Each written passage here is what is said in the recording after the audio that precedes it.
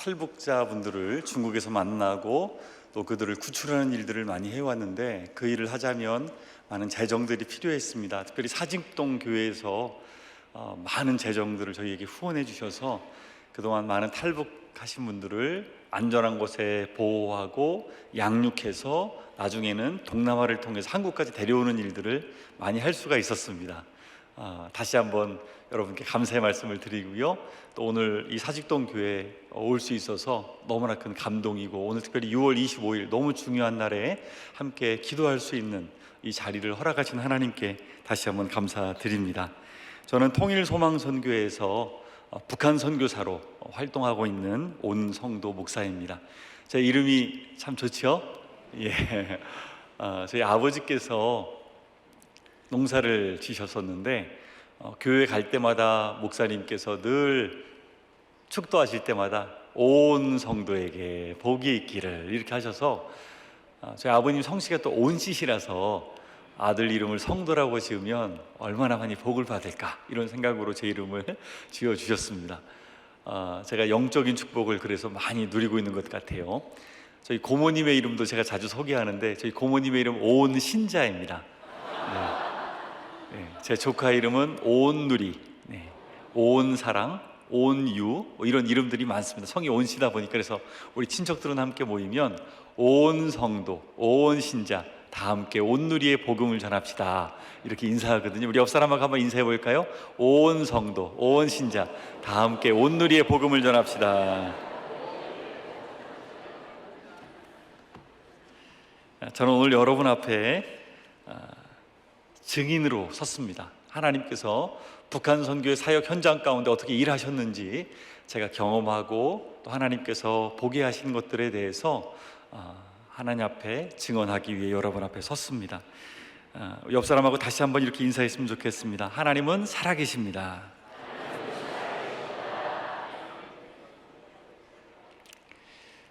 저는 군대에 있을 때 북한 선교에 대한 사명을 강하게 받았습니다. 사실 군대 가기 전까지만 해도 북한에 대한 그렇게 큰 제 마음에 기도 제목은 없었습니다. 그런데 군대에 가서 늘 앞에 바라다 보이는 곳이 북한이었습니다. 제가 군 생활했을 때가 96년이었는데요 그때 북한에는 엄청난 기근이 있었습니다. 94년도 7월 8일에 김일성이 사망을 하고 배급체제가 무너졌습니다. 그리고 95년도, 96년 계속해서 큰 자연재해가 임했습니다. 그때 굶어 죽은 사람들의 숫자가 무려 300만 명입니다.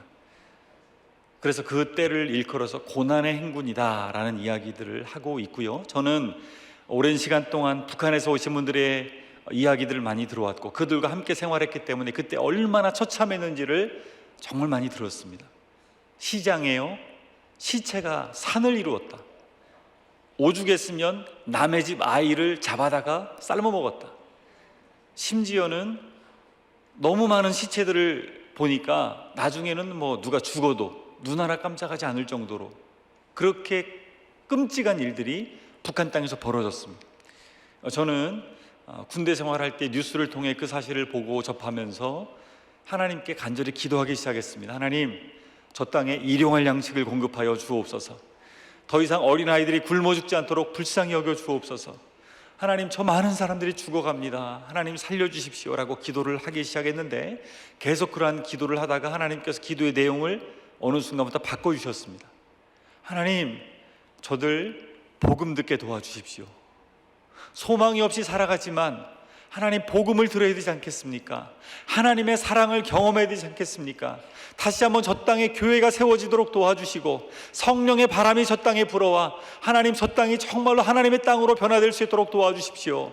그런 기도를 밤마다 눈물로 기도하기 시작했습니다. 그런데 저는 북한 땅에 들어가서 마음만큼은 빨리 들어가서 복음을 전하고 싶었지만 북한 땅에 들어갈 수 있는 환경이 되지 않았습니다. 그래서 제대하고 나서 찾아간 곳이 중국이었습니다. 중국에 가니까요, 너무나 많은 탈북자들이 중국으로 쏟아져 나오고 있었습니다. 무려 30만 명 이상이 북한에서 탈출해서 죽음을 피해서 강을 건너 북한으로서 중국으로 쏟아져 나왔습니다. 제가 찾아갔던 곳이 많이 있었는데요, 끝에서는 훈춘부터 단동까지 정말로 이 지역들마다 미션홈을 만들고 선교사님들께서 탈북자들을 보살펴주고 안전하게 이들을 양육하고 복음을 전하고 다시 북한으로 들어갈 수 있도록 돈도 지어주고 의약품도 주고 식량도 주는 그런 일들을 하는 것들을 많이 보았습니다. 한 번은 훈춘이라는 지역을 갔는데요, 이 지역에 갔더니 어느 젊은 부부가 북한에서 엄마 아빠를 다 잃고 떠돌아다니는 아이들을 돌보고 계셨습니다.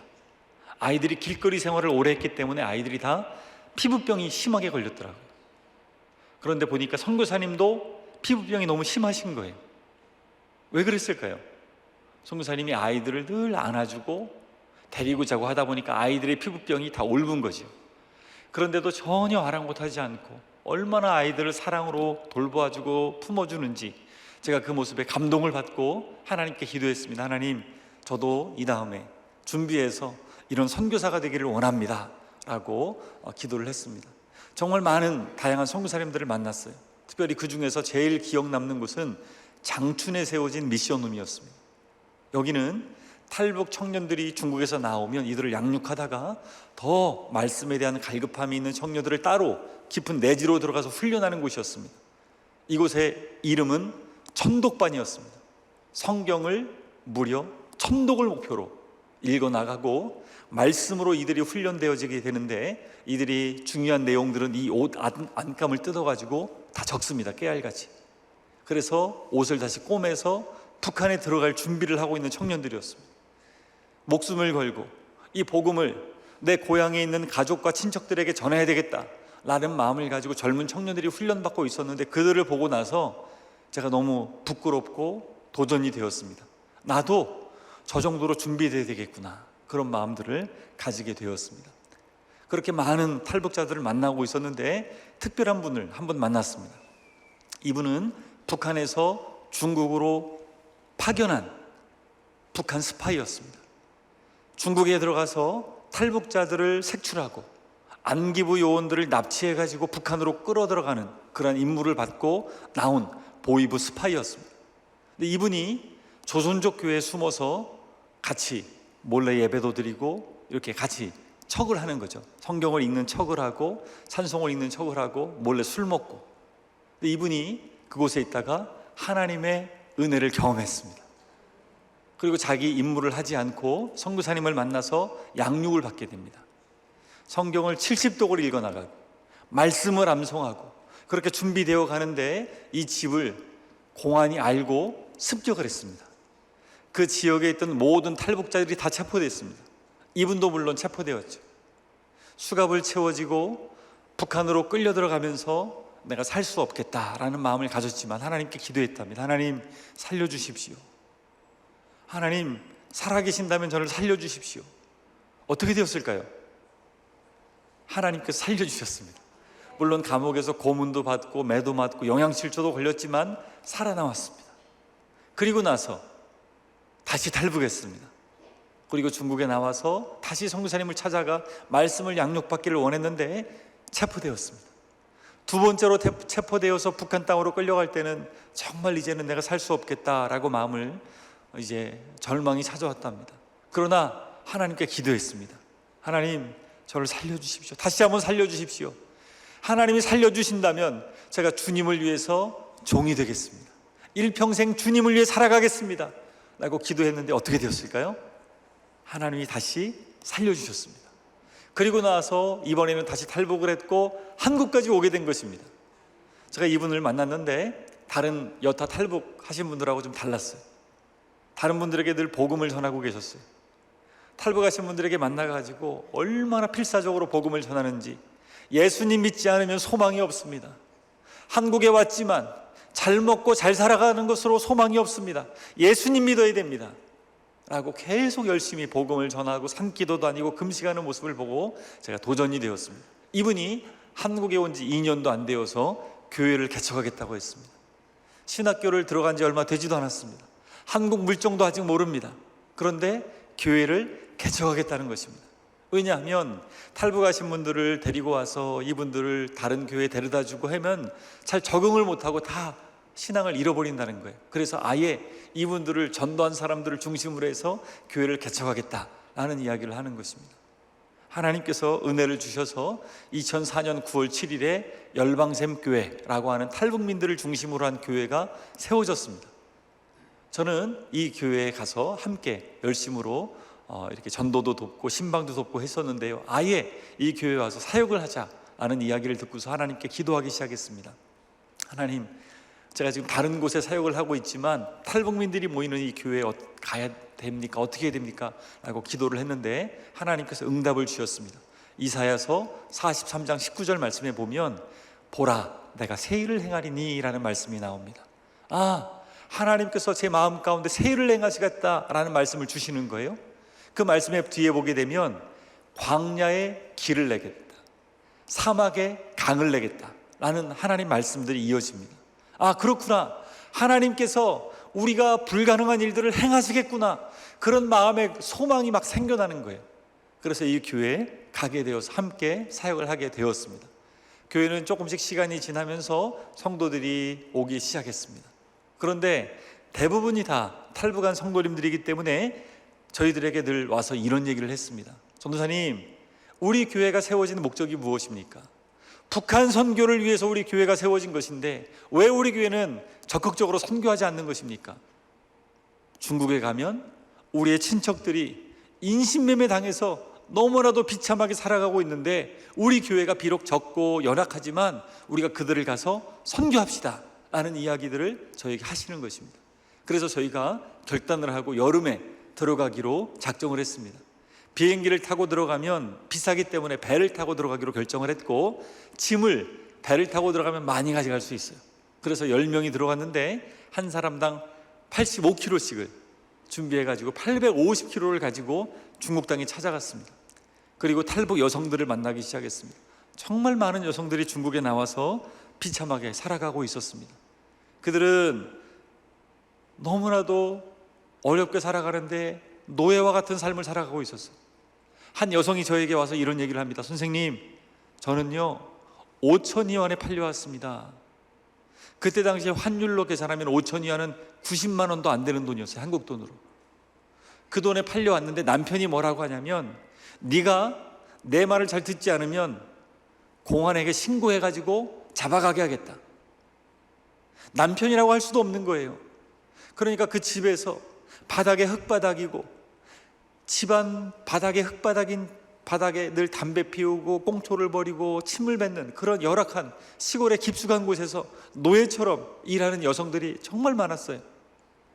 늘 불안에 쫓겨서, 또 어떤 데는 산속에다 굴을 파놓고 공안이 혹시라도 단속으로 오면 굴 속에 숨어 있다가 나오게 되고, 어떤 여성분은요 얼마나 힘이 든지 농약을 먹고 자살을 시도하고, 북한에서 나올 때는 그래도 꿈을 가지고 살 수 있겠다 나왔는데 인신매매단에게 잡혀서 비참하게 팔려가 살고 있는 자신의 처지가 너무 불쌍한 거죠.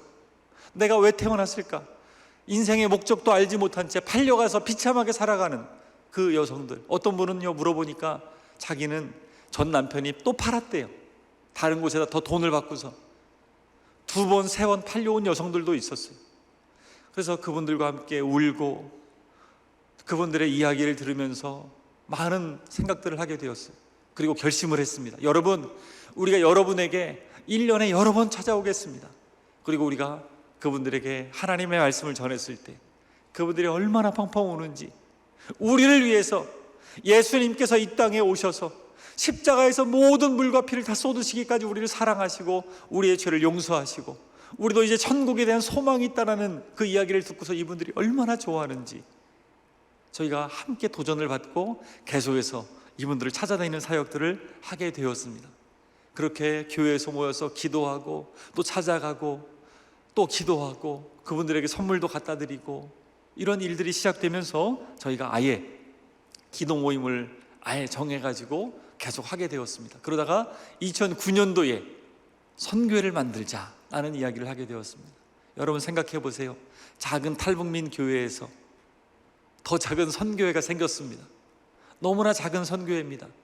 때로는 선교 모임이라고, 기도회 모임이라고 모였지만 모이는 숫자가 5명도 채 되지 않았어요. 그러나 하나님께서 2-3 사람이 내 이름으로 모인 곳에 함께 하시겠다라고 약속하셨으니까 우리가 이것을 포기할 수 없다, 더 열심히 기도하자 라고 계속해서 기도하기 시작했고, 2010년도에는 아예 중국 땅에 선교사를 파송할 수 있게 되었습니다. 재정이 있어서 파송한 것이 아닙니다. 오직 믿음으로 선교사를 파송했습니다. 이 선교사님 부부도 얼마나 좋으신 분들인지 재정이 없어도 뭐라고 하지 않고 그냥 열심히 중국에 나와 있는 탈북 여성들을 돌보며 섬기는 것입니다. 그전에는 저희가 1년에 두세 차례밖에 못 갔다면 이분은 아예 중국에 살면서 각 지역들을 신방하면서 한 달에 한 번씩 자매님들을 찾아가고, 또 인신매매단들에게 잡혀서 젊은 여성들이 팔려가기 전에 먼저 그 여성들을 구출해내는 일들을 하게 되었습니다. 그리고 저희가 이곳을 예수제자훈련원이라고 이름을 붙였습니다. 그것을 줄여서 저희가 예제원이라고 줄여서 부르고 지금까지도 그 일들을 진행을 하고 있습니다. 한 명을 구출하는데 평균적으로 비용이 한 200만 원 정도 들었습니다. 왜냐하면 북한에서 나와서 이들을 데리고 살고, 그리고 그러다가 동남아까지 이들을 이동시켜야 됐어요.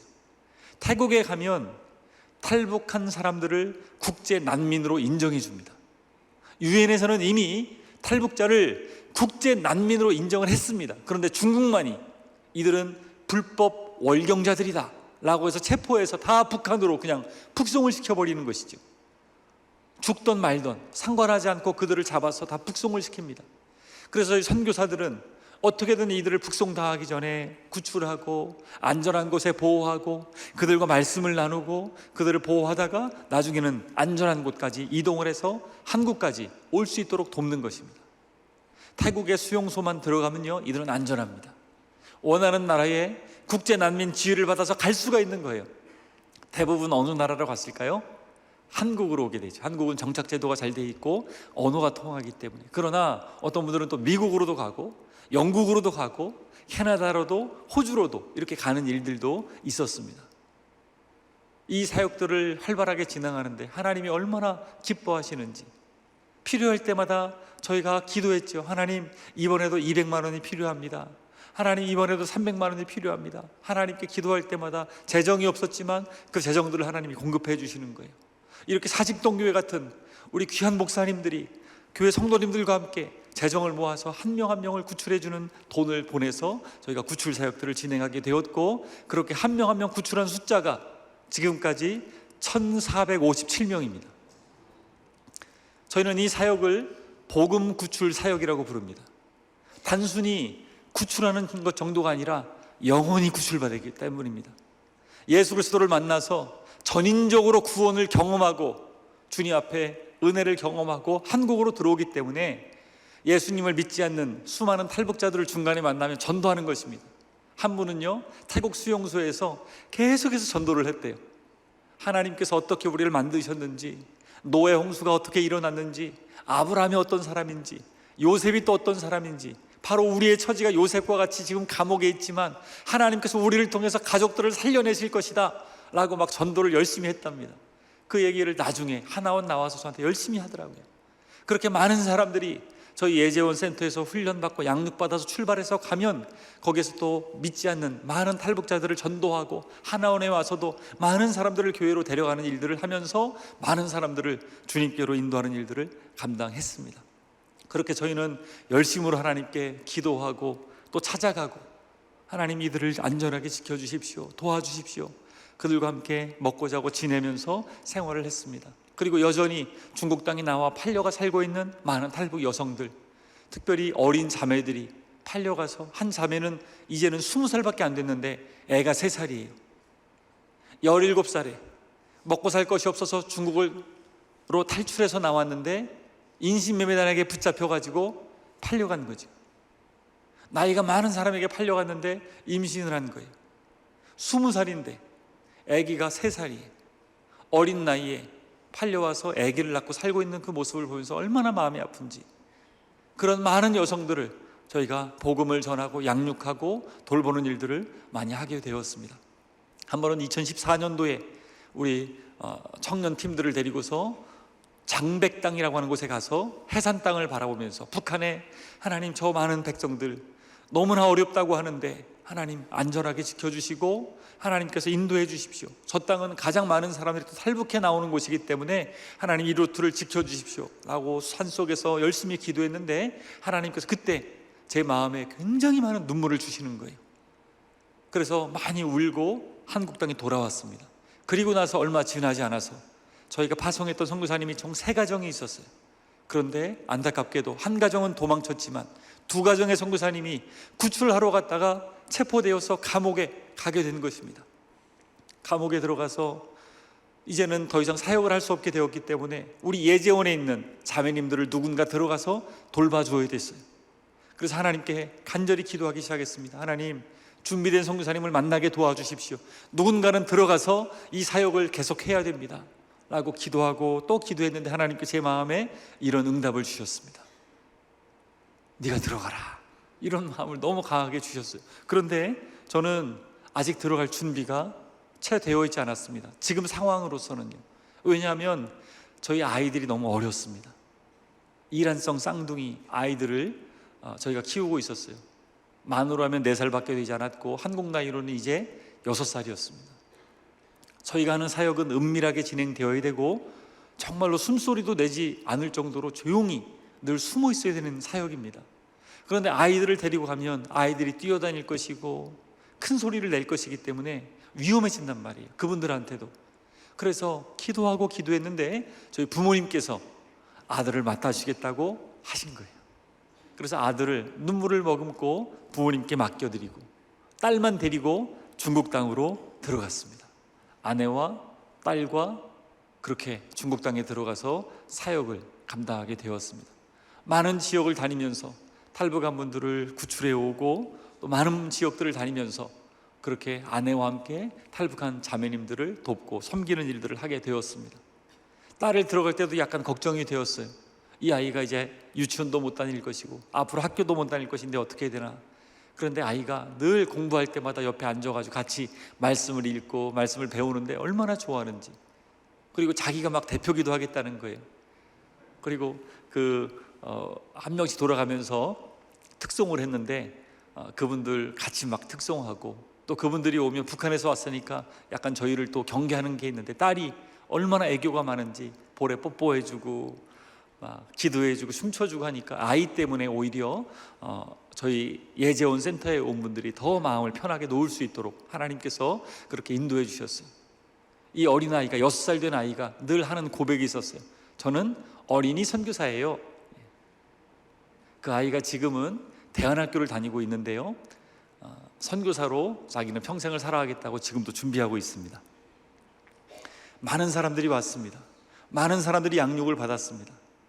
북한에서 목숨을 걸고 건너온 분들입니다. 그렇기 때문에 저희도 목숨을 걸고 복음을 전했습니다. 어떤 분들은 언니와 여동생이 북한의 밤중에 두만강을 건너왔습니다. 그런데 얕은 곳은 너무나 많은 국경 수비대가 지키고 있기 때문에 그곳을 지나올 수 없는 거예요. 그래서 가장 물살이 세고 가장 깊은 데를 택해가지고 감시가 오기는 소홀하기 때문에 거기를 둘이서 헤엄쳐서 나오는데 그만 언니가 강한 물살에 떠내려가 버린 거예요. 동생만 살아왔습니다. 저를 만나서 얼마나 우는지, 우리 언니 살려달라고, 우리 언니 살려달라고. 근데 어디론가 떠내려갔기 때문에 찾을 수가 없는 거예요. 다행인 것은 며칠 만에 그 언니를 찾았습니다. 그래서 같이 와서 양육을 받았습니다. 어떤 일가족은 8명이 한꺼번에 탈출을 했어요, 밤중에. 그런데 내륙으로 이동하다가 감시가 붙었고 쫓겨와가지고 4명이 체포되었습니다. 그리고 4명만 도망쳐가지고 저희 가정에 온 분들도 있었어요. 어제 제가 그 가정을 만났습니다. 여전히 끌려간 가족은 만날 수 없고 소식을 전할 수 없대요. 그러나 이곳에 와서 아기를 3명 낳고 신앙생활 열심히 하고 살아가는 모습 보면서 그래도 하나님께서 이 마음에 힘을 주셨구나, 은혜를 주셨구나 라는 생각을 들면서 너무너무 감사했어요. 많은 사람들에게 복음을 전했는데 다 쉽게 복음을 받아들인 것은 아닙니다. 어떤 남자분은 저희에게 참다 못해가지고 저한테 성경책을 집어던졌습니다. 자기는 당장 북한으로 돌아가겠다는 것입니다. 이분은 북한에서도 공산 당원이었습니다. 어쩔 수 없이 도망쳐가지고 나왔지만 이곳에 와가지고 꼭 간첩 교육 받는 것처럼 이거를 막 배우라고 하니까 다 거짓말 같은 내용을 내가 어떻게 믿으라는 거냐고 하면서, 그래서 계속 타이르면서 있다가 결국에는 3개월 있다가 이분을 이제 한국 땅에 왔는데요, 이분도 하나님께서 만나 주셨어요. 지금 총신대학원 2학년에 다니고 있고요, 전도사가 되었습니다. 한 달 전에 저를 만나서 그때 성경책 집어던져서 너무 죄송하다고, 이분이 총신대학원에서 성경 대회가 있었는데 성경 암송대회 1등을 했습니다. 저한테 하는 말이 뭐냐면, 일반 책들은 2-3번 읽으면 실증이 나는데 성경책은 10번 읽고 20번 읽고 100번을 읽어도 실증이 안 나고 늘 새롭다는 거예요. 얼마나 말씀이 새로운지, 이 말씀이 북한 땅에 빨리 전해져야 됩니다 라고 저한테 강하게 얘기하더라고요. 그러기 위해서 우리가 더 복음으로 준비되어야 되고, 정말로 북한 땅에 이 복음이 전해진다면 하나님께서 마지막 때에 이슬람을 변화시킬 최종 병기로 저 북한 땅을 사용하실 것입니다, 저는 믿습니다. 그러면서 저한테 막 열변을 토하더라고요. 저한테 성경책을 집어던졌던 그분이, 이렇게 많은 사람들이 하나님을 만나고 경험하고 은혜를 받고 한국 땅에 오게 되었고, 그들이 지금은 잘 은혜 가운데 준비되어 가고 살아가고 있습니다. 많은 사람들을 만났어요. 정말 많은 사람들이 주님의 은혜 가운데 변화되었습니다. 특별히 또 기억나는 분이 있는데요, 그분은 남자 2명이서요 백두산을 넘어왔습니다. 백두산이 굉장히 높은 산인 거 여러분 알고 계시죠? 이 산을 낮에는 움직이지 않고 낮에는 숨어 있다가 밤마다 이동해 왔답니다. 12일이 걸렸습니다. 12일 동안 밤마다 이동을 해왔으니까 온몸이 상처투성이죠. 저희 집에 도착한 날 저녁이었는데 밥을 차려주었습니다. 정말 남은 거 하나 없이 다 먹었어요. 얼마나 잘 먹는지. 그리고 밤에 혹시 또 먹고 싶은 게 있냐고 제가 물어봤더니 사과가 먹고 싶대요. 그래서 사과를 제가 나가서 한 박스를 사왔습니다. 다음날 아침에 보니까 사과가 없어졌어요. 둘이서요 밤새도록 다 먹은 거예요. 몇 개를 먹고 누우면 또 생각이 난대요. 그래서 또 먹고 또 먹고 다 먹었대요. 그리고 아침밥은 언제 먹냐고 저한테 물어보더라고요. 근데 놀라운 것은 밥을 먹고 화장실에 갔다 오는 거예요. 자꾸만. 알고 보니까 화장실에 가서 다 토하고 와서 또 먹는 겁니다. 배 터지게 먹고 싶었대요. 배 터지게, 정말로 배 터지게 죽더라도 먹고 싶었대요. 그렇게 다 토하고 와서 또 배 터지도록 먹고 또 가서 다 토하고 또 먹고, 그들의 모습을 보면서 눈물이 나오더라고요. 얼마나 힘들었으면, 얼마나 굶주렸으면 이렇게 정말 자기가 위가 상할 정도로 이렇게 먹나라는 생각이 들었어요. 그렇게 많은 사람들이 저희 센터에 와서 예수님을 믿게 되었고 결단을 했습니다. 한국에 가서도 절대로 돈을 쫓아가는 것이 아니라 하나님 떠나지 않고 하나님 안에서, 베드로에게 예수님 찾아오셔서 네가 나를 사랑하느냐 물어보셨던 것처럼 주님이 나에게 물어보신다면 네 주님, 제가 여전히 주님을 사랑합니다 라고 고백하겠다고 그렇게 결단을 하고 많은 사람들이 떠나갔습니다. 맛있는 음식을 함께 먹고 많은 사람들이 그렇게 결단하고 복음을 듣고 변화되었어요. 특별히 기억나는 사람이 이 할머니입니다. 이 할머니는요 바로 옆에 있는 손녀딸을 등에 업고 강을 건너왔어요. 대단한 분이죠. 한국에 먼저 가 있는 딸에게 자기의 손녀딸을 데려다 주겠다고 강을 건너온 것입니다. 저희가 이 사실을 미리 알았기 때문에 그 지역을 아주 잘 알고 있는 조선족 사역자를 그곳으로 보냈습니다. 그래서 할머니를 만나게 했는데 안타깝게도 길이 서로 엇갈린 겁니다. 할머니가 산속에 약간 움푹한 데 들어간 데 숨어 있었대요. 근데 옆에 손녀딸이 계속 울면서 얘기합니다. 할머니, 우리 이러다 잡히면 큰일 나는데, 죽을 수도 있는데, 할머니 나 엄마 없어도 괜찮으니까 우리 그냥 북한 땅에 들어가서 그냥 살아요. 나 할머니랑 살면 되니까 할머니 우리 그냥 북한 땅으로 들어가요. 계속 울면서 보채들 합니다. 너무 무서우니까. 근데 할머니가 조금만 더 기다려보자, 분명히 잘 될 거야 라고 계속해서 달랬답니다. 다음날 아침이 되었어요. 여전히 만날 수가 없었고 아침이 되었는데 옆에를 보니까 안타깝게도 옆에 어린아이 죽은 시체가 있더랍니다. 이 강가에는요 가끔씩 죽은 시체들이 있습니다. 이 할머니가 그걸 보고 얼마나 놀랐는지 안 되겠다 싶어가지고 다시 손녀딸을 등에 업고 강을 건너 북한으로 넘어가려고 생각을 했답니다. 그렇게 넘어가려는데 그 모습을 조선족 사역자가 발견한 겁니다. 그리고 찾아가지고 할머니를 모시고, 제가 어느 중간 정도에 기다리고 있었는데 할머니를 데리고 온 거예요. 그래서 이 할머니와 안심을 시키고 손녀딸하고 같이 저희 집에 모시고 왔습니다. 그런데 문제는 할머니가 저희 집에 오더니 기절했어요. 긴장이 풀려가지고 열은 펄펄 끓습니다. 알고 보니까 뇌출혈 증상이에요. 온몸이 마비되었어요. 움직일 수가 없어요. 먼저 온 자매들하고 또 할머니도 우리가 알려준 대로 기도하기 시작했어요. 하나님 살려주십시오. 손녀딸도 할머니를 붙들고 울면서 기도하기 시작했어요. 할머니 살려주십시오. 병원에 갈 수도 없습니다. 신분증이 없기 때문에 병원에 가면 체포되어 가지고 북한으로 끌려가요. 하나님이 할머니 살려주십시오. 계속해서 기도했는데 하나님께서 할머니를 치료해 주셨습니다. 극적으로 살아났어요. 한쪽이 마비가 풀리더니 며칠 있다가 또 한쪽이 마비가 풀렸어요. 그리고 건강한 모습으로 예배하는 사진입니다. 이 할머니가 3개월의 양육을 받고 저희 예재원에서 떠나갔습니다. 그리고 다른 우리 지체들과 함께 한국에 도착했는데 많은 국정원 직원들이 일렬을 지어놓아서 다른 사람에겐 그렇지 않은데 이 할머니에게 깍듯하게 인사하고 할머니에게 꽃다발을 걸어주더래요. 이 할머니가 속으로 생각하기에 나는 시골 살다가 온 할머니일 뿐인데 왜 나에게 이렇게 잘해주나 라고 하니까 그날 행사가 열렸는데 할머니가 한국에 도착한 3만 번째 탈북자랍니다. 그래가지고 이 할머니를 위한 행사인 거예요. 손녀딸은 3만 1번째입니다. 그래서 정착금도 많이 받고 건강한 모습으로 지금 인천에서 아주 행복하게 신앙생활 잘하고 살아가고 계십니다. 얼마나 감사한지 모르겠어요. 이렇게 한 명 한 명 구출되어서 예수님을 믿고 변화될 때마다 얼마나 마음에 감사가 넘쳤는지 몰라요.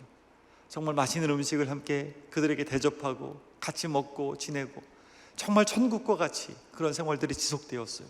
그러나 계속 있을 수 없기 때문에 한 3개월 정도 있다가 보통은 저희가 예수님께서 제자들의 발을 닦아주셨듯이 아내가 자매들의 발을 닦아주고 저는 형제들의 발을 닦아주고 제 딸은 울고 있는 자매들의 눈물을 닦아주고 그렇게 해서 한 명 한 명 그렇게 세례를, 예수님을 정말로 구주로 영접한 사람들에겐 세례를 주어서 저희 한국 땅으로 이렇게 보냈습니다. 선교사에게 있어서요, 영혼이 변화되는 것을 보는 것만큼 큰 행복은 없습니다. 하나님께 얼마나 감사한지 늘 그런 기도를 많이 했던 것 같아요. 하나님, 이 사역을 제가 평생 할 수 있도록 도와주십시오. 영혼이 변화되는 것을 보는 것만큼 저에게 큰 행복은 없습니다. 제 인생에서 가장 기쁜 날입니다. 그렇게 많은 사람들이 변화되었고 그렇게 길을 떠나서 간 것입니다. 여러분, 고린도후서 5장 17절 말씀 우리 같이 한번 읽어볼까요? 시작. 그런즉 누구든지 그리스도 안에 있으면 새로운 피조물이라. 이전 것은 지나갔으니 보라 새 것이 되었도다. 아멘. 북한에서 살면서요, 얼마나 힘들었으면 고향을 떠나 가족을 떠나 강을 건너 목숨을 걸고 중국 땅으로 나올까요? 또 중국으로 나오면서도 얼마나 두려운 마음으로 가득 차 있었을까요? 또 어떤 분들은 인신매매 당해가지고 팔려다니다가 도망쳐 나온 여성들도 있었습니다. 얼마나 마음에 큰 아픔과 상처가 있겠습니까? 그래서 저희가 모시고 올 때 보면 눈빛이 다 살벌합니다. 정말 두려움으로 가득 차 있습니다. 그런데요, 하나님을 만나면 그들이 변화되는 것입니다. 예수 그리스도를 경험하고 나면 그 사랑 때문에 잠을 자라고 해도 잠을 자지 않고 성경을 읽는 것입니다.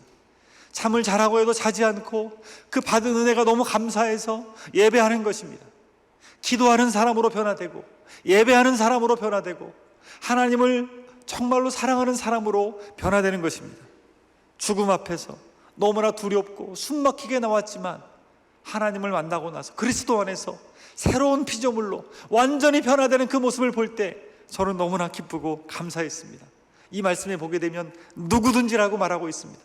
누구든지, 북한에 있는 사람 누구든지, 북한에서 공산당원이었든지 중국으로 나와서 팔려다니면서 비참한 상황을 맞이했든지 누구든지 상관없이 그리스도 안에 있으면 새로운 피조물이라. 이전 것은 다 지나갔으니 보라 새 것이 되었도다. 하나님께서 완전히 새로운 창조를 하나님의 형상으로 하나님의 자녀의 특권을 그들에게 주시면서 이제는 담대하게 살아갈 수 있도록 그들을 변화시켜 주시는 것입니다.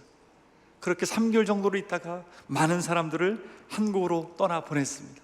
저희가 그동안 구출한 사람들의 숫자를 그래프로 그려봤습니다.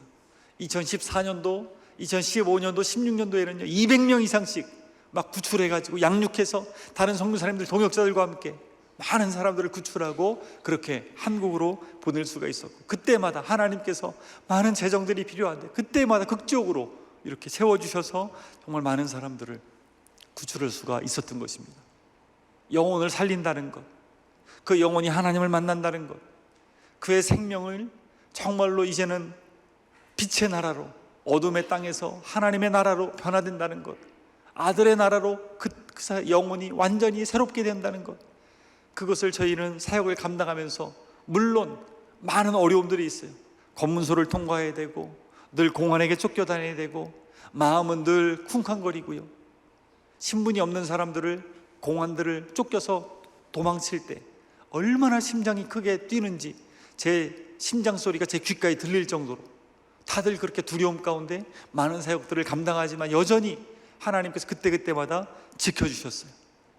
때로는 야간 기차를 타고 이동을 하고, 때로는 야간 버스를 타고 이동하고, 때로는 트럭에 숨어서 이동을 하기도 하고, 산길을 10시간을 넘어서 이동하기도 하고, 수많은 우여곡절을 겪고서 거의 직선거리로 하면 4,000km 되는 거리를 넘어서 라오스를 넘어서 태국까지 도착을 하게 됩니다. 그런데 하나님께서 붙잡히지 않고 계속해서 많은 사람들이 그 길을 따라서 넘어갈 수 있도록 지켜주셨어요. 얼마나 감사한지. 하나님께서 우리와 함께 하신다, 하나님께서 살아계셔서 우리 가운데 역사하신다, 그 고백을 늘 하면서 이 사역들을 진행했습니다.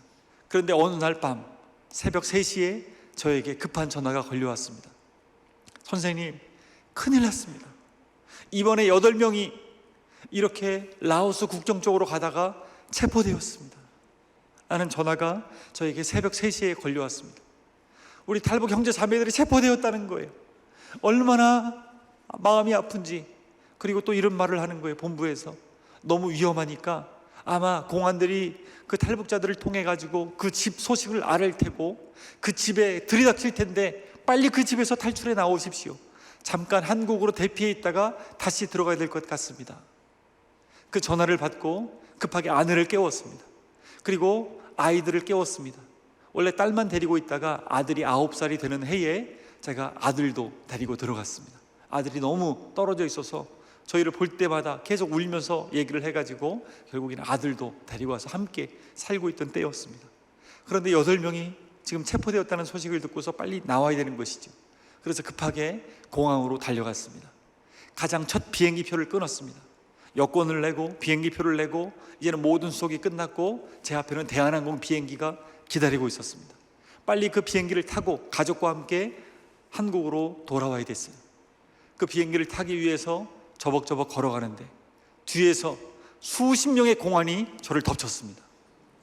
팔을 비틀었고 수갑이 채워졌고 저를 그렇게 질질 끌고 갔습니다. 뒤에서는 아이들이 소리쳤어요. 아빠, 아빠, 아빠, 우리 아빠 잡아가지 마세요. 우리 아빠 잘못 없어요 하면서 막 소리치는 소리가 제 귓가에 들리는데 얼마나 마음이 아픈지. 그렇게 저는 2017년 2월 18일에 청도 공항에서 비행기를 타기 바로 직전에 체포되어서 끌려가게 되었습니다. 끌려가서 저에게 계속해서 당신이 그동안 수많은 탈북자들을 이미 한국으로 아니면 다른 나라로 보낸 것을 우리가 알고 있다, 사실대로 말하라 하면서 계속해서 저를 협박하고 위협하면서 사실들을 알아내려고 했습니다. 얼마나 앞이 막막한지. 제가 협조하지 않으니까 형사들이 막 고함을 치고 욕을 하면서 멱살을 잡아 흔들면서 막 사실대로 말하라고 계속 저를 조사를 했습니다. 저는 하나님께 간절히 기도했습니다. 하나님, 도와주십시오. 성령님, 해야 될 말을 알려주십시오. 그러나 아무 말도 떠오르지 않고 계속해서 저는 그들에게 협조할 수 없다라는 이야기만 했어요. 팅부동, 난 모른다 라는 이야기만 하면서 계속해서 이야기를 했습니다. 그렇게 시간이 지났는데요, 나중에는 저를 어디론가 끌고 갔는데 거기는 고문실이었습니다. 철 의자가 가운데 놓여 있었어요. 제가 체포됐을 때가 2월 달이기 때문에 날씨가 상당히 추웠습니다. 그 철 의자에 덜덜 떨면서 다리도 철로 꽁꽁 묶여 있고 팔도 온몸이 꽁꽁 묶여 있었어요. 이제 이 사람들이 나를 고문하려나 보다 라는 마음으로 거기에 덜덜 떨면서 앉아 있었습니다. 한참 있다가 많은 형사들이 들어왔어요. 그리고 저를 고문하는 줄 알았더니 고문하지 않고 제 앞에 의자 2개를 놓았습니다. 그 의자에 한참 있다가 높은 공안이 들어왔어요. 정복을 입고 바로 옆에는 통역관이 앉았어요. 제 조서를 읽어보면서 제가 제대로 협조하지 않았다는 것을 그 사람이 알게 되었고 저에게 고함을 치면서 말했어요. 당신 한국에서 목사라고 하는데 왜 중국에 와가지고 이런 큰 범죄를 저질렀느냐 라고 저에게 따지는데, 그때 성령께서 제 안에서 무슨 말을 해야 될지를 알려주셨어요. 갑자기 제 입에서 저도 모르게 소리가 터져 나왔습니다. 당신들이 왜 북한 사람들이 중국으로 탈출해 나오는지 알고 있느냐? 가족을 놔두고 그 총에 맞아 죽을 위험을 뚫고 강물을 헤엄쳐서 왜 백두산을 넘어서 그 많은 사람들이 중국으로 나오는지 알고 있느냐? 잡히면 죽을 수도 있는데 북한으로 끌려가서 고문당할 텐데 왜 나오는지 알고 있느냐? 그들이 나와서 돈을 조금이라도 벌어가야지 가족들을 살릴 수 있기 때문에 아빠가 자녀들을 놔두고 아내에게 이야기를 하면서 산속에 숨어가지고 그렇게 중국에서 소를 키우고 인삼을 재배하고 벌목을 하면서 돈을, 중국 사람들이 버는 돈의 4분의 1도 받지 못하지만 그것을 1년 동안 모아가지고 들어가려고 그렇게 일을 하고 있고, 그런데도 그 돈을 주기 싫어가지고 사장들이 신고해가지고 잡혀가는 탈북 남성들이 얼마나 많은지, 탈북 여성들은 인신매매 당해서 여기저기로 팔려다니고 성윤락업소로 팔려가고 어떤 사람들은 죽기도 하고 얼마나 끔찍한 일들이 이루어지는지 당신들이 알고 있느냐? 그리고 우리 집에 왔던 2명의 자매들이 떠올랐어요. 한 자매는 탈북을 해서 중국에 나왔다가 체포되어 가지고 바로 북송이 되었는데 감옥에 갇혔답니다. 이 자매는 하나님을 알지 못하는 자매이기 때문에 죽어야 되겠다 결심을 했대요. 고문을 당하고 너무 힘드니까요. 그러다가 머리 있는 핀을 꺼내가지고 자기 동맥을 끊기 시작했답니다. 밤새도록 끊었대요. 피가 막 터져 나오는데 끊어지지 않으니까 나중에는 이빨로 뜯기 시작했답니다. 그러다가 기절을 했어요. 죽은 줄 알았는데 죽지 않았어요. 응급처치를 하고 또 감옥에 갇혀서 고문을 하는 것입니다. 얼마나 힘이 드는지.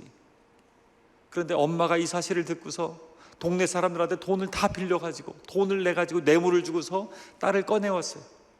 그리고 딸에게 얘기합니다. 너는 다시 중국으로 가라.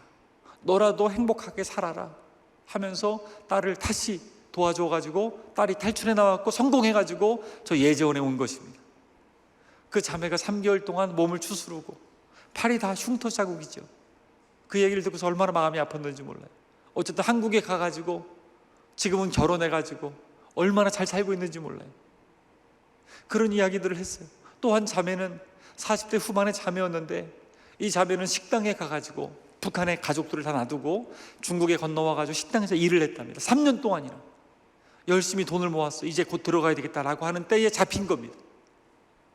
돈 다 뺏기고 빈몸으로 북한 땅으로 압송이 되었어요. 그리고 3년형을 받았습니다. 감옥에 갇혀가지고 하루를 버티는데 힘들게 버티는 거죠. 그렇게 거의 다 마쳤는데 나중에 영양실조가 걸렸어요. 이제는 죽겠다 힘없이 쓰러져 있는데 아는 언니가 너 이러다 죽는다 라고 해서 감옥에 어디론가 데리고 갔는데 거기는 죽은 시체들을 싸놓은 시체실이었답니다. 거기에 시체들이 드글드글한데 시체에 구더기가 드글드글하더래요. 그 구더기들이 영양가가 많답니다. 그거를 먹어야 네가 살 수 있다 해서 그거를 먹고 영양 보충해서 살아나온 자매가 있었어요. 듣기만 해도 끔찍한 일들이죠. 이런 일들이 중국에 나왔다가 북한으로 끌려가던 사람들이 얼마나 많이 죽어가고 있는지를 제가 막 얘기하기 시작했어요. 그랬더니 그 공안이 한참을 놀라서 듣고 있더라고요. 제가 그동안은 협조하지 않고 말도 안 하고 있다가 막 이야기를 퍼부으니까, 그런데 한참을 듣고 있던 그 공안이 저에게 이런 얘기를 했습니다. 나도 북한 사람 불쌍하다. 근데 그 말을 중국말이 아닌 한국말로 하는 것이었어요. 어떻게 이 사람이 중국말을 아나? 라고 물어보니까 이 사람이 얘기를 하는 거예요. 자기가 아버지가 자기를 억지로 조선족 학교에 보내가지고 한국말 배우라고. 그래서 자기가 한국말을 알아듣는 건 다 알아듣는답니다. 지금도. 근데 말은 많이 쓰질 않으니까 떠듬떠듬 할 수밖에 없다고. 그런데 자기도 사실은 이 사건을 지금 책임지고 내려왔지만 북한 사람 불쌍하게 생각한다는 거예요. 그리고 저한테 하는 말이 내가 뭘 도와줬으면 좋겠나 그러더라고요. 때는 이때다 싶어가지고 이 사람에게 제가 계속해서 북한에 대한 어려움 이야기들을 했고 탈북자들을 살려야 된다는 얘기를 하기 시작했습니다. 그리고 이 사람이 한참 있다가 나갔다가 들어왔습니다. 그리고 비행기 표를 사왔습니다. 3장을 사왔더라고요. 제 거는 없고 제 아내와 아이들 거를 사왔더라고요. 그것도 그냥 표가 아니라 1등석 표를 사왔더라고요. 그래서 갇혀있는 저의 아내와 아이들을 일주일 만에 한국으로 보내주었습니다.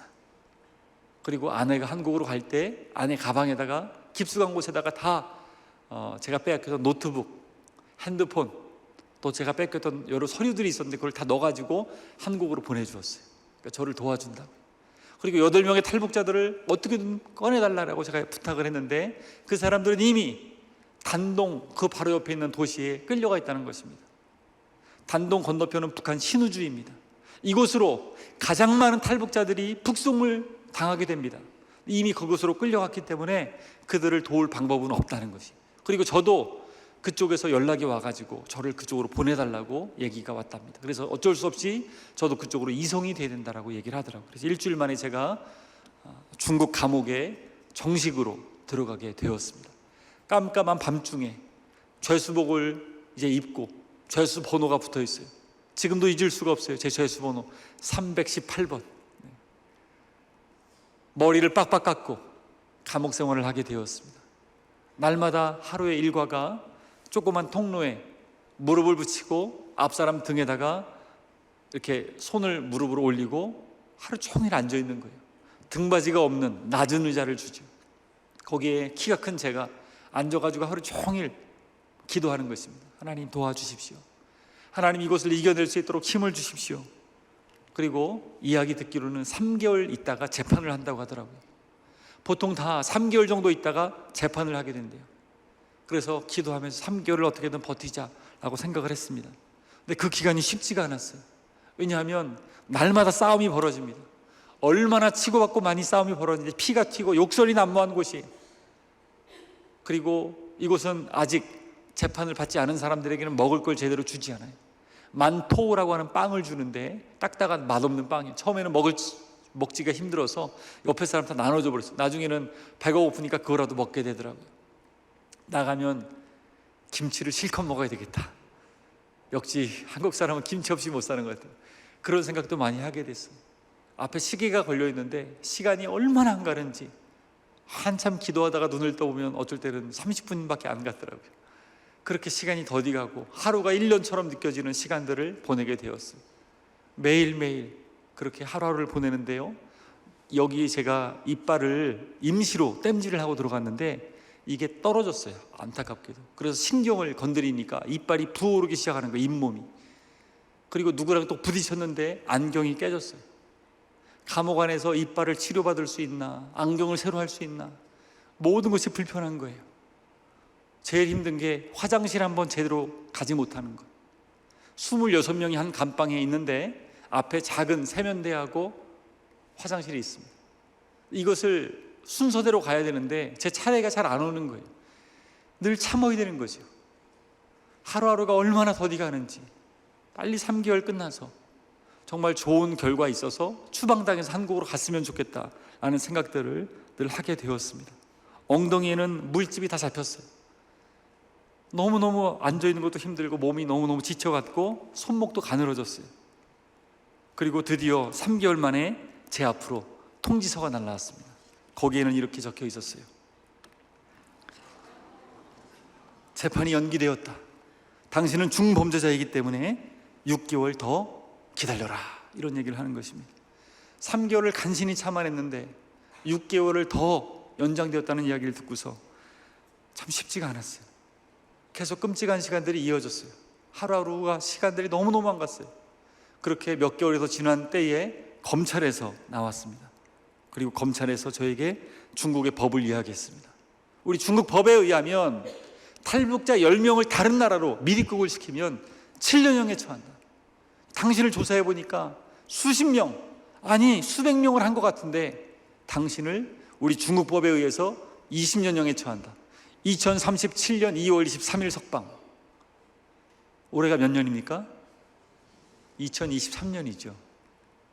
2037년에 저에게 석방된다는 거예요. 그 이야기를 듣는 순간 내 인생 끝났구나 라는 생각이 들었어요.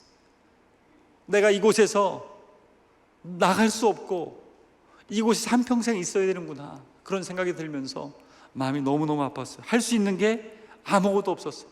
정신적으로도 너무너무 힘들었어요. 날마다 쇠창살을 바라보고 하루하루를 보내는데 감옥에 갇혀 있으니까요, 얼마나 제 자신이 초라하게 느껴지는지. 가끔 재판받지 않고 풀려나는 사람도 있더라고요. 재판되기 전에 쇼동시 하면서 이름을 부르면 그 사람이 갑자기 나가가지고 일이 잘 된 거예요. 혹시나 한국 외교부에서 나와서 나를 꺼내주지 않을까 라는 기대감으로 늘 그 소리에 귀를 기울였지만 한 번도 제 이름이 호명된 적이 없었습니다. 그렇게 하루하루를 끔찍한 시간들을 보내고 있었어요. 20년 동안 내가 이곳에 있게 되는구나. 여러분, 저는 감옥에 갇히기 전까지 제가 정말 강한 사람인 줄 알았어요. 중국을 전역을 다니면서 탈북자들을 구출하고 이동시키는 일들을 했어요. 한국에 있을 때도 한국에 온 탈북민들을 많이 돌보고 섬기고 많은 지역들을 다니는 일들을 했어요. 근데 감옥에 앉아서 하루 일과가 늘 쪼그려 앉아서 런주의 후이주의, 너의 죄를 인정하고 뉘우쳐라. 늘 앉아서 주님 앞에 혹시 주님 제가 잘못한 거 있다면 저를 용서해 주십시오 기도하고, 때로 하나님께 간절히 울부짖어 기도하고, 특별히 옆에 갇혀있는 탈북자들 8명, 하나님 그들 지켜주십시오. 하나님 그들이 북한으로 끌려가면 그들 한국으로 가다가 잡혔기 때문에 그들 살 수 없을 텐데 혹시라도 북한에 간다 할지라도 그 문건만큼은 한국 사람을 만났거나 한국으로 가려다 잡혔다라는 문건들이 발견되지 않도록 하나님 저들을 지켜주십시오 라고 간절히 울면서 기도하기 시작했습니다. 사단은 계속해서 저를 비웃고 부정적인 생각들을 제 마음속에 넣어주기 시작했습니다. 내가 그때 왜 감시망을 피하지 못했을까? 내가 그때 왜 그 날짜를 택했을까? 여러 가지 많은 생각들이 들면서 내가 기도하지 못했나? 여러 가지 준비하지 못했나? 이런 생각들을 계속해서 하게 되었어요. 제가 그분들에게 늘 그런 얘기를 했어요. 여러분, 걱정하지 마십시오. 하나님이 여러분을 지켜주실 것입니다. 그러면서 저는 늘 손 운동을 많이 했어요. 혹시라도 공안이 와서 여러분들을 체포하려고 하면 내가 다 넘어뜨릴 테니까 여러분 그 사이에 도망치라고. 그렇게 해서 그 8명을 보냈는데 그들이 지금 다마나 사이로 갇혀서 옆에 있는 거예요. 얼마나 마음이 아픈지. 때로 밤에 잠을 자다가 꿈을 꾸는데 그들이 북한으로 북송되어서 고문을 당하고 매를 맞고 죽어가는 꿈을 꾸는 거예요. 꿈에서 깨게 되면 온몸이 식은땀이 가득해요. 저들이 죽으면 어떡하나, 이런 두려움으로 하루하루 견디기가 너무너무 힘든 거예요. 심장 소리가 점점 커지는 것 같고 때로는 막 안 뛰는 것처럼 느껴지기도 했어요. 내가 얼마나 약한 존재인지가 느껴지기 시작했어요. 그때 하나님께서 계속해서 이 말씀을, 매일 아침마다 말씀을 묵상하고 그 말씀을 붙들고 기도하는데 계속해서 동일한 말씀들을 저에게 떠올려 주셨어요. 그 말씀은 바로 오늘 우리가 봉독한 이 말씀이었어요. 우리 4장 7절 말씀만 같이 한번 읽어볼까요? 시작. 우리가 이 보배를 질그릇에 가졌으니 이는 심히 큰 능력은 하나님께 있고 우리에게 있지 아니함을 알게 하려 함이라. 아멘. 여러분, 질그릇 어떤 그릇입니까? 아주 약하고 볼품없고 깨어지기 쉬운 그런 그릇입니다. 질그릇은 말 그대로요, 흙으로 만든 그릇입니다. 근데 흙으로 만든 것 중에서도 질그릇은요 가장 약하고 평범하고 값싼 그릇입니다. 여러분, 우리는 인정해야 합니다. 우리는 질그릇입니다. 저는요 그동안 갇히기 전까지 정말 제가 강한 줄 알고 많은 것을 한다고 생각을 했어요. 그런데 갇혀서 아무것도 할 수 없이 그렇게 앉아있다 보니까 걱정하지 말아야지 생각하지만 마음속에 걱정이 피어오르고 미운 마음이 생겨나고 자꾸만 절망스러운 마음들이 마음에 생기는 거예요. 원망이 때로 나도 모르게 올라오는 거예요. 완전히 한계 상황에 부딪혔습니다.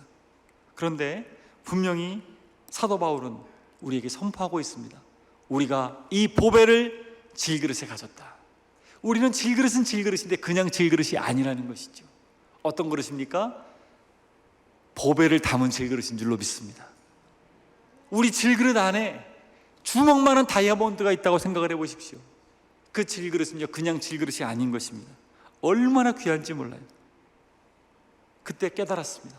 나는 너무 약한 존재이지만, 질그릇이지만 내 안에 복음이 여전히 있고 예수 그리스도께서 여전히 나와 함께 계시고 하나님께서 나를 붙들고 계신다. 그 마음이 막 생겨나기 시작했습니다.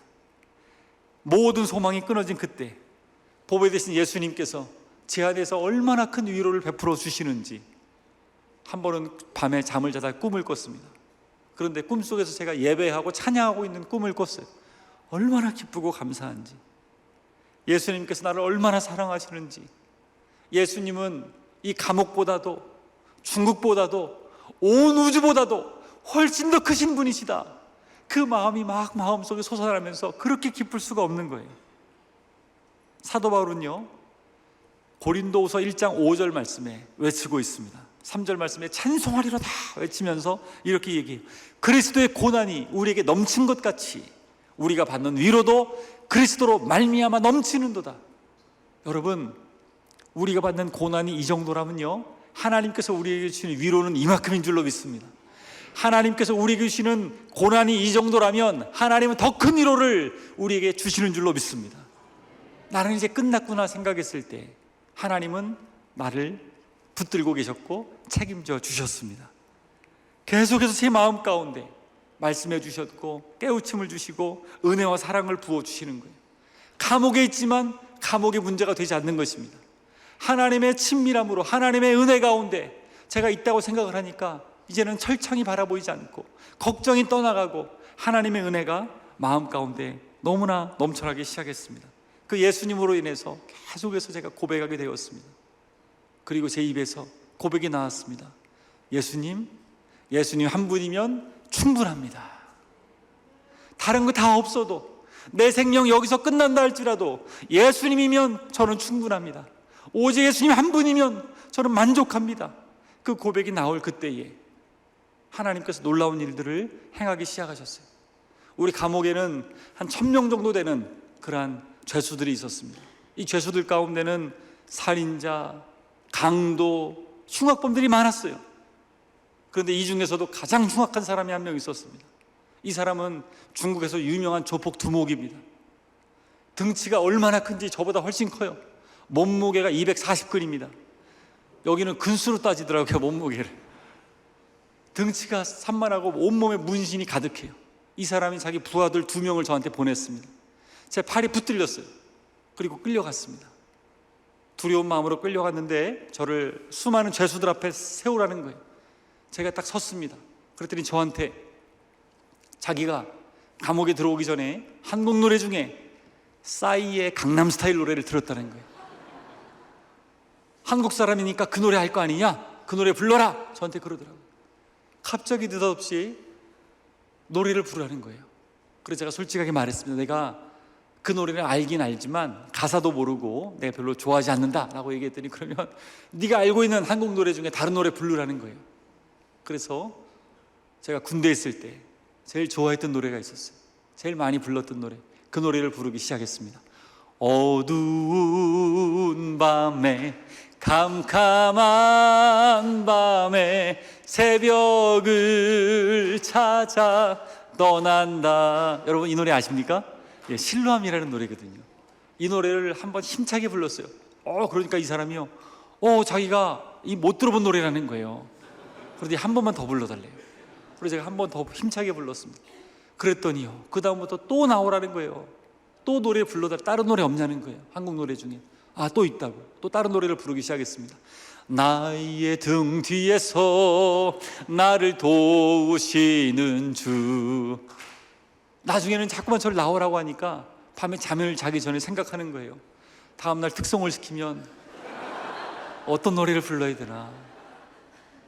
내일은 죄에서 자유를 얻게 하면 불러야 되겠다. 속으로 막 노래를 연습하는 거예요. 그렇게 앞에 나가서 막 노래를 부르게 되었고, 나중에는 이 중국 조폭이 저를 따라다니면서 한국어를 좀 가르쳐 달라는 거예요. 그래서 이 사람에게 한국어를 가르쳐 주기 시작했습니다. 안녕하세요, 감사합니다, 여러 가지 생활 용어들을 가르쳐 주고, 그 사람은 저에게 중국어를 가르쳐 주게 되었습니다. 제가 그동안은 책으로 공부한 중국어, 떠듬떠듬하는 중국어였는데 중국어를 같이 대화를 하다 보니까 얼마나 많이 배우는지 몰라요. 근데 나중에 한 사실은 이 사람이 알려준 중국어는 대부분 욕이 섞여 있어요. 그게 아주 큰 단점이었어요. 어쨌든 이 사람에게 복음을 전하게 되었고 그 사람이 복음을 받아들였습니다. 그리고 감옥에 있던 수많은 사형수들이 있었는데 이 사형수들에게 복음을 전할 수 있도록 하나님께서 길을 열어주셨어요. 조폭 두목하고 친해지니까 감옥 생활이 조금 편해지더라고요. 그리고 제 마음에 소원이 있었어요. 하나님, 성경이 너무 읽고 싶습니다. 매일 아침마다 묵상하지만 한계가 있는 거예요. 이럴 줄 알았으면 감옥에 오기 전에 더 많은 말씀들을 암송하고 들어올 거예요. 이런 후회가 많이 들었어요. 하나님, 성경을 주십시오. 성경을 주십시오. 그런데 늘 앞에 나가서 특송할 때마다 옆에서 지켜보던 간수가 한 명 있었어요. 좋아했던 노래, 한국 노래를 좋아하는. 근데 그 간수가 저에게 뭐 필요한 게 없냐라고 물어볼 때 저는 계속 얘기했어요. 한국에서 만든 성경책을 좀 구해달라. 한글로 된 성경책. 그런데 이 사람이 안 된다는 거예요. 왜냐하면 미결수기 때문에 어떠한 것도 당신에게 문서가 허용될 수가 없다는 거예요. 한 번은 저희 아버지가 감옥으로 면회를 오셨어요. 1박 2일 동안 감옥 밖에서 아들을 면회하게 달라고 얘기했지만 면회가 안 되었어요. 미결수기 때문에, 재판이 아직 끝나지 않았기 때문에 면회가 안 된다는 거예요. 저희 연로하신 아버지가 돌아가시기 전에 편지를 하나 써놓으셨어요. 그 편지를 간수가 와가지고 저한테 보여주더라고요. 근데 주는 것이 아니고 철창 안에 있는 저한테 보여주면서 읽으라는 거예요. 그 정도로 주지를 못하는 거예요. 그 내용은 그랬어요. 사랑하는 아들아, 아버지가 비행기를 타고 이 먼 중국까지 왔지만 너를 보지 못하고 가는 게 너무 마음이 아프구나. 그렇지만 아들아, 용기를 내라. 우리 가족 모두가 너를 위해서 기도하고 있다. 그 내용을 읽는데 너무 죄송하더라고요. 아버지께, 부모님께 너무 죄송하고 많은 사람들에게 죄송한 마음이 들어서 많이 울었습니다. 그런데 더더군다나 성경책을 제가 읽을 수 있으리라고는 생각을 하지 못했죠. 그런데 그 간수가 어느 날 저를 조용히 불렀습니다. 그리고 품속에서 작은 책을 하나 저한테 주는 거예요. 무슨 책이었을까요? 성경책이었어요. 신약 성경책. 구약은 없고요, 신약만 있었어요. 얼마나 좋은지 밤마다 그 말씀을 읽는 것입니다. 감옥은요 24시간 불을 환하게 켜놓거든요. 사고 나지 말라고. 그 전에는 불을 좀 꺼야 깊이 잘 텐데 생각을 했는데 성경책을 받고 나니까 얼마나 좋은지요. 밤마다 그 성경을 읽는 거예요. 예수님의 말씀들을 읽고 사도행전에 나타난 그 놀라운 성령의 역사들을 읽고 서신서들을 읽고 바울이 외쳤던 말씀들을 읽고 요한계시록에 나타난 최후의 승리를 읽고 얼마나 가슴이 벅차고 좋은지 이 말씀들을 읽고 나누고 너무 좋은 거예요. 그렇게 하루하루가 지냈는데요. 여러분, 다윗이 그렇게 고백하잖아요. 주의 말씀의 맛이 내게 어찌 단지요 내 입에 무엇보다 달다고요? 꿀보다. 꿀이 얼마나 답니까? 근데 말씀이 꿀보다 달다고 말씀했는데 정말로 감옥에서 이 말씀을 매일매일 읽는데 꿀처럼 달게 느껴지더라고요. 여러분 모두의 삶 가운데 하나님의 말씀이 꿀처럼 달아지는 역사가 일어나기를 축복합니다. 비록 감옥 안에 있지 않지만 여러분의 삶 가운데 말씀이 달게 오묘하게 느껴지기를 축복합니다. 그렇게 하루하루를 지내는데요, 얼마나 바빠지는지 몰라요. 가끔씩 나가서 특성도 불러야죠. 이렇게 한국어 가르쳐야죠. 중국어도 배워야죠. 앉아서 중보기도도 해야죠. 밤마다 성경 읽어야 되죠. 저는 감옥 생활이 그렇게 바빠질 줄은 몰랐어요. 그러니까 어때요? 시간이 너무 빨리 가는 거예요. 열심히 복음 전하고 이렇게 지내는데 시간이 너무너무 빨리 지나더라고요. 너무너무 감사했어요. 여러분, 우리는 환경을 두려워하지 말아야 될 줄로 믿습니다. 하나님이 우리를 그냥 내버려 두지 않으십니다. 반드시 책임져 주십니다. 내 힘이 아니라요, 하나님의 능력으로 우리를 붙들어 주십니다. 하나님에 대한 사랑으로 가슴 벅차게 해주시고 비록 감옥 안에 있다 할지라도 하나님의 은혜 때문에 그 상황을 이겨낼 수 있도록 도와주시는 줄로 믿습니다. 그래서 다윗은 또한 고백하지요. 나의 힘이 되신 여호와여, 내가 주를 사랑하나이다. 히브리서 11장은 말하고 있지요. 믿음은 바라는 것들의 실상이요 보이지 않는 것들의 증거니. 여러분, 믿음이 실제가 되시기를 주님의 이름으로 축복합니다. 실제 상황으로 날마다 삶 가운데 증거되기를 축복합니다. 매일매일 힘들고 치열하게 살았지만 날마다 입에서는 하나님 감사합니다 라는 고백이 끊이질 않는 거예요. 저는 감옥에서 나와야지만 감사할 줄 알았어요. 근데 아니었어요. 저는 감옥에서 나와야지만 행복할 줄 알았어요. 그런데 아니었어요. 감옥에서 나와야지만 자유할 줄 알았는데, 감옥에서도 하나님의 은혜를 부어주시니까 감옥 안에서도 자유하고요, 감옥 안에서도 행복하고요, 감옥 안에서도 기쁘고 감사하더라고요. 여러분, 환경이 문제가 아닌 것입니다. 중요한 것은 하나님의 은혜가, 하나님의 사랑이 우리 삶 가운데 부어주는 것입니다. 이 놀라운 사랑이 여러분 모두의 삶 가운데 부어지기를 축복합니다. 이 놀라운 사랑이, 이 복음이 북한 땅 가운데 속히 전해지기를 간절히 소망하며 우리 기도했으면 좋겠습니다. 여러분, 시간이 빨리 가니까 1년이 금방 지나갔어요. 1년 만에 드디어 재판을 받았습니다. 재판을 받고 났는데, 제 재판이 여러 번 재판을 받았거든요. 재판을 받을 때마다 형량이 줄어드는 거예요. 20년에서 15년으로, 15년에서 10년으로, 10년에서 7년까지. 제 최소 형량은 7년이었어요. 내년 연말에 나오는 것이었습니다. 그것도 사실은 감사했어요. 그런데 마지막 한 번 남은 판결에서요, 2년 6개월 판결을 받은 것입니다. 할렐루야. 여러분 별로 기쁘지 않으실지 모르겠지만 전 너무너무 기뻤어요. 그리고 나서 얼마 지나지 않아서요, 그 공안 책임자가 저를 면회왔습니다. 좋은 소식이 있다는 거예요. 너무 놀랐어요. 무슨 소식이냐고 물어봤더니 감옥에 갇혀있던 8명이 북송되지 않았다는 겁니다. 할렐루야, 얼마나 감사한지요. 근데 더 좋은 소식이 있다는 거예요. 이들을 석방하기로 결정했다는 거예요. 풀어주기로 결정했다는 거예요. 제가 재판이 길어질수록, 다 공범이기 때문에 이들도 북송이 연장된 거예요. 이들이 증인들이기 때문에. 모든 사건이 종결되어야 북송을 하려고 생각을 하고 있었는데, 우리가 양육한 자매 중에 한 명이 임신 초기였어요. 이 자매가 오랜 세월 있다 보니까 감옥에서 아기를 낳았어요. 그리고 이 탈북자 8명이 생활을 얼마나 잘했는지, 이들이 북한으로 북송되면 다 죽는다고 하는데 공안들이 마음이 아픈 거예요. 공안들 마음에도 양심이 있는 거죠. 그리고 이들을 풀어주자라고 결단을 하게 된 겁니다. 그런데 함께 북송될 사람들이 더 여러 명 있었어요. 총 20명이 있었습니다. 이 20명을 다 그냥 풀어주자라고 얘기가 나온 것인데, 더 놀라운 것은 이들을 풀어주면 어디로 가겠느냐, 또 체포되어서 감옥에 올 수 있고 어디 숨어 살아야 될 텐데, 아예 이들을 동남아로 보내가지고 한국으로 갈 수 있도록 도와주자. 공안들이요, 한두 명도 아니고 20명을.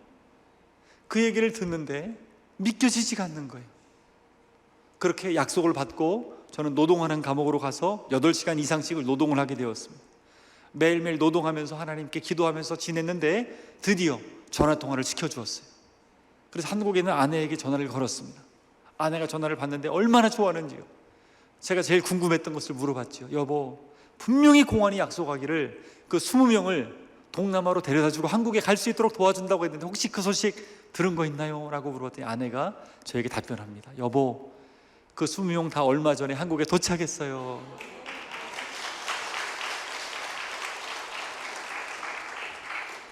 빠짐없이, 한 명도 빠짐없이 다 한국에 무사히 도착했다는 것입니다. 그 이야기를 듣자마자 제 입에서 저도 모르게 고백이 터져 나왔습니다. 하나님, 잡히게 해주셔서 너무 감사합니다. 만약에 잡히지 않았더라면 좋은 공안 책임자를 만날 수도 없었고, 재판이 연장되지 않았더라면, 또 아기를 낳지 않았더라면, 여러 가지 모든 상황들이 하나님께서 섭리 가운데 인도해 주셨군요 라는 고백이 제 입에서 나왔습니다. 여러분, 우리 하나님은요, 합력하여 선을 이루시는 우리 하나님이신 줄로 믿습니다. 로마서 8장 28절 말씀 우리 같이 한번 읽어볼까요? 시작. 우리가 알거니와 하나님을 사랑하는 자 곧 그의 뜻대로 부르심을 입은 자들에게는 모든 것이 합력하여 선을 이루느니라. 제가요 2년 6개월 감옥 생활을 잘하고 감옥에서 나온 다음 이 20명을 거의 다 만났습니다. 그들이 공통적으로 제 손을 붙잡고 하는 말이 있습니다. 하나님은 살아계십니다. 북송될까 봐 두려워서 감옥에서 13개월 동안 울면서 기도했는데 하나님께서 우리의 기도를 응답해 주셨습니다. 하나님은 살아계십니다. 고난이 우리에게 유익이 되었습니다 라고 저에게 이야기하는데 얼마나 감사했는지 몰라요. 얼마나 많이 울었는지 몰라요. 사랑하는 여러분, 우리가 주님을 바라보면 사방으로 우겨쌈을 당해도 쌓이지 않을 줄로 믿습니다. 답답한 일을 당해도 낙심하지 않을 수 있을 줄로 믿습니다. 박해를 받아도 버림받지 아니하고 거꾸로 뜨림을 당해도 망하지 아니할 줄로 믿습니다. 이제 몇 가지 기도만 나누고 마치려고 합니다. 여전히 북한 땅에는 카타콤처럼 숨어서 신앙생활을 하는 이들이 있습니다. 북한은 전 세계적으로 선교하기가 가장 어려운 나라입니다. 복음을 전하기가 너무너무 어려운 나라입니다. 그래서 20년 동안 기독교 박해 1위였습니다. 전 세계 50개 기독교 박해국을 매년마다 뽑는데 북한이 여전히 1위였습니다. 너무너무 오랜 시간 동안. 그리고 여전히 많은 사람들이 어려서부터 동상 앞에 가서 하루에 몇 번씩이나 절을 하고 일주일에 몇 번씩이나 찾아가서 꽃다발을 바치는 그러한 일들을 할 수밖에 없었습니다. 그런데 그곳에서 목숨을 걸고 탈출해 나오는 사람들이 있습니다. 그분들이 저희 선교에 연락을 해오는 것입니다. 살려달라고. 우리가 지금 도망쳐 나왔는데 어디로 가야 되냐고, 우리를 인도해달라고 연락이 오는 분들이 있습니다. 여러분, 이들을 위해서 기도해 주십시오. 그리고 중국까지 탈출해 나왔지만 중국에 나와서 코로나 가운데 너무 많은 사람들이 체포되었습니다. 감옥에 2,000명이 갇혀 있습니다.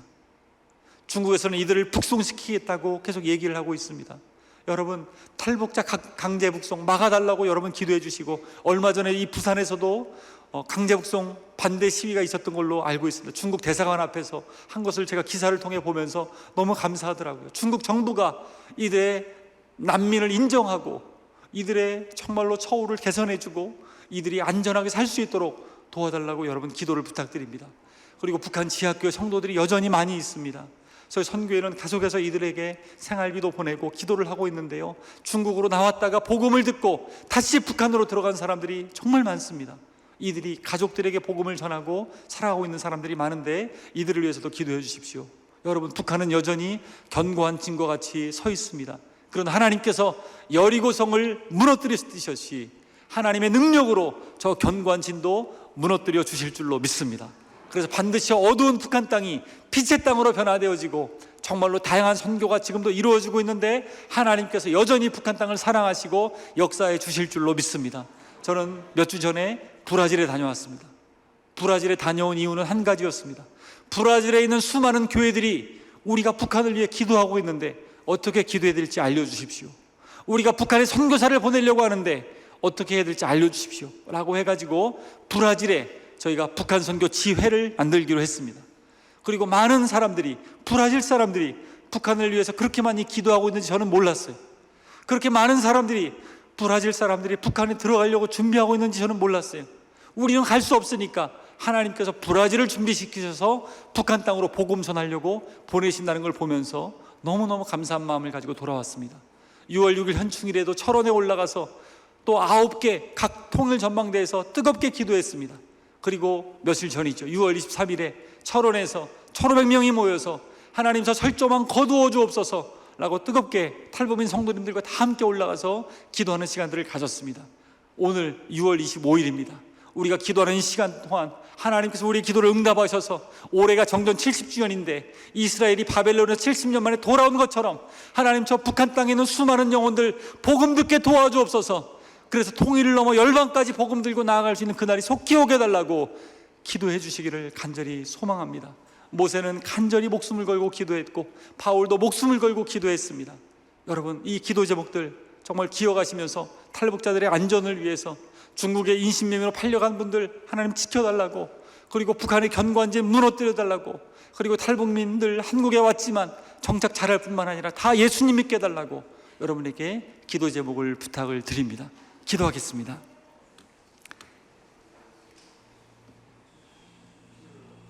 전능하신 하나님 아버지, 감사합니다. 6월 25일을 맞아서 함께 연합 집회를 열 수 있게 하여 주시고 함께 하나님 앞에 기도할 수 있는 은혜를 주심을 감사합니다. 우리가 기도할 때 하나님, 중국 땅에 붙잡혀 있는 탈북자들 2,000명이 자유를 얻게 하여 주시옵시고, 우리가 기도할 때 숨어있는 탈북자들 안전을 지켜주시고 북한 지하교회 성도들을 붙들어 주시며 하나님 그들 가운데 주님 함께 하셔서 하나님 그들 자유롭게 예배할 수 있는 날 속히 올 수 있도록 인도하여 주옵소서.